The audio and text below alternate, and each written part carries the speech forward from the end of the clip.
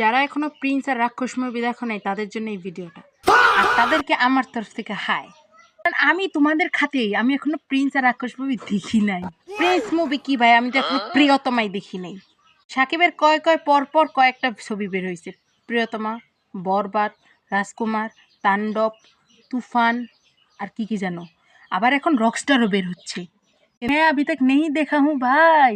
মানুষজন যেই রকম ভাবে প্রিন্সের নামে বদনাম করছে, প্রিন্স ছবিটা ভালো হয় নাই, খারাপ হয়েছে, কোনো কাহিনী হয় নাই, ট্রেইলার দেখে আমি যতটুকু বুঝছিলাম যে ছবিটা আদৌ ভালো হবে, কিন্তু আমি কোনো রকম জাস্টিফাইড করতে পারবো না, কারণ আমি তো ছবিই দেখতে যাইনি।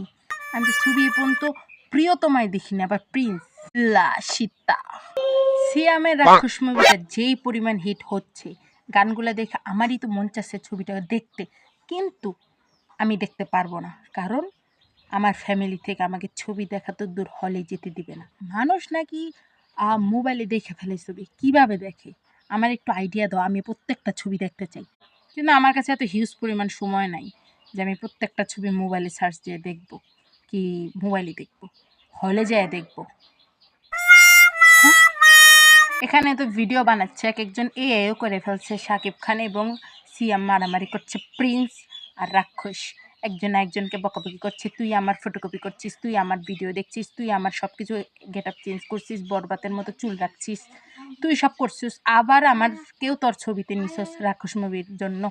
কত কিছু হচ্ছে এর ভিতরে ভাই, এর যুগে সবই চলতেছে, এর যুগে সব করে ফেলতেছে, সব হয়ে যাচ্ছে, কিন্তু আমার বিয়েটা হচ্ছে না ফাইনালি, কারণ না আমি ছবি দেখতে পারতেছি কোনো রকমের।